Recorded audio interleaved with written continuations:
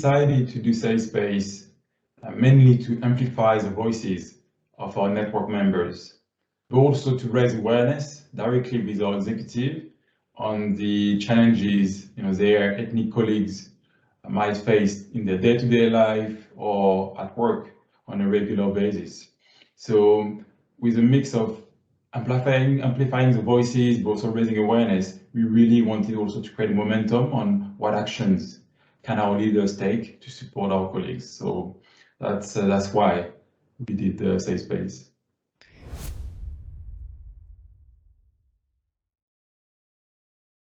It was extremely valuable to have the guides.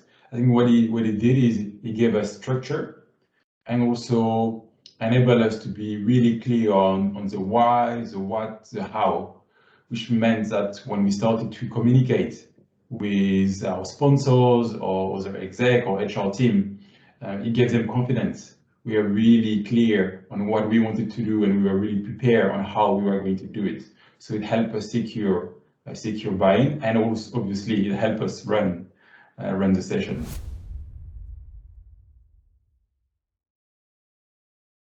So that was a key step. The starting point was, again, being clear on the why, the how, and then engaging on a one-on-one basis with our sponsor to get him on board, then engaging with the HR team to also get them on board. And then we almost targeted a few of the execs that are allies that have been attending events that we've arranged as a network to also test with them how they would feel participating in such events. And then we asked if we could present at one of the exec leadership meetings to introduce the concept to all of them. And once we did that, we had great engagement, a lot of questions, people wanted actually to participate. And then from there, we used the momentum to select a participant. But really the key steps was having at least a sponsor on board, the D&I team on board, using the slide we created on the why, the how, and then presenting to a wider audience to ensure they were all comfortable participating into the session.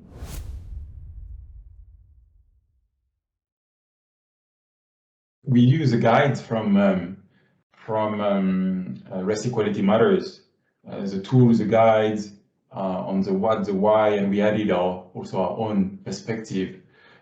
And we use those slides to introduce the concept to our D&I team, but also when we attended the exec meeting to present to them the concept of Safe Space. We viewed those slides.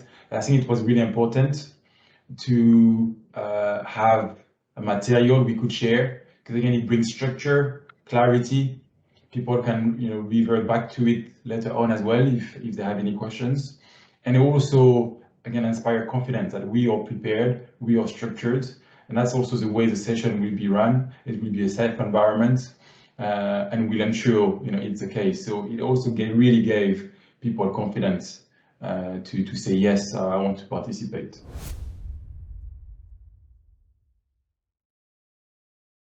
Once we had all the participants agreed, we then created a detailed meeting agenda, a list of topics we might discuss during the session, a list of potential questions we might ask that we then shared with all of them. We will also share with them the terms of reference and safety statement, again using the guide from Race Equality Matters.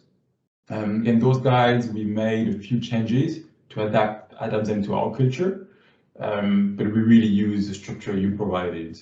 And so we shared that with them, and then we had a meeting with all of the participants. And I think that's a really important step, because in this meeting, we not only shared the agenda, the terms of reference, we also gave them the opportunity to provide feedback and to input on anything they would like to see for the session. And also answer any questions they had. And after that, everyone was really comfortable, because not only they were clear on how the session will be run as a terms of reference, but they also had the opportunity to give us feedback and input. So from this point on, everyone was absolutely comfortable with the session. So I think it's really key to be prepared before having this conversation. Being prepared on the why, why it's important for them to give up some of their time and also energy, because it can be quite energy draining, those sessions, and how it will help the overall D&I agenda, how it will be safe. So really being clear on the why and how it fits into the overall D&I agenda on race ethnicity in the workplace, I think is essential for people to really be comfortable, giving their time, giving some of their energy. So that's how we created this safe environment.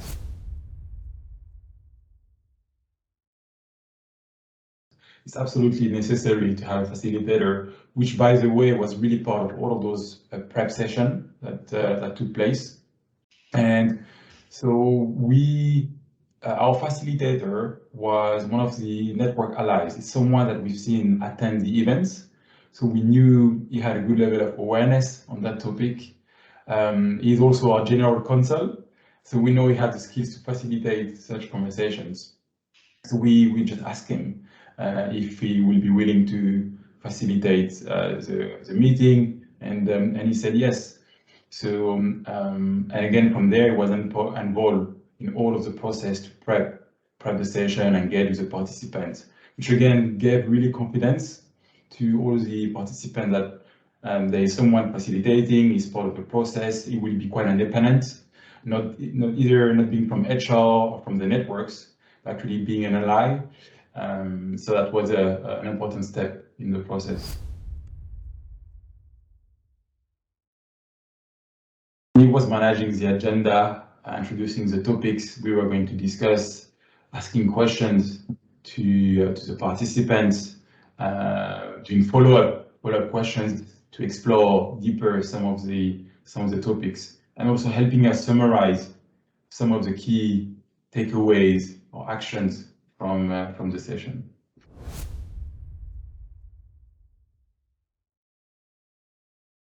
An impact directly on people, on how they felt, specifically for also executives that were really touched by some of the stories that they never heard before. And also the fact that it's colleagues they work with on a regular basis. Again, they did not, or maybe were not fully aware of some of the challenges they were going through. So it really raised a level of awareness and created also this connection that we must do something. And then a list of actions were agreed, starting from how the exec will focus more on the recruitment and ensuring it's fully diverse, challenging our recruitment agencies to get more diverse candidates coming through, challenging their own direct reports on how and who they recruit.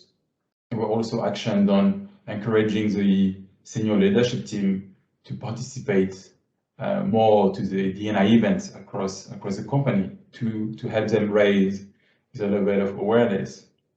We also, as a result of this space, we agreed some internal communication on having zero tolerance for discrimination, reviewing how we do our inductions and ensuring that it's more focused on diversity and some of the challenges colleagues may face. Again, it's to raise awareness.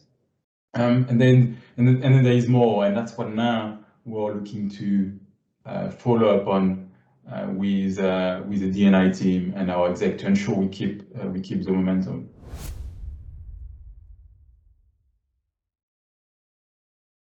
Follow-up session to debrief, review the actions. Then those actions were communicated to all the exec and the participants, and then communicated to a wider audience. So we arranged then an event open to everyone in the company to provide feedback without disclosing any detail of the conversation, but provide feedback on the session that took place and some of the actions that came out of them. Then the exec that participated to the safe space session, actually during one of the exec leadership meeting they shared all of these actions to all of their colleagues, that now all the exec are taking responsibility to deliver those actions. So we communicated via an event, via emails with all the exec and the participants. That's how we did it.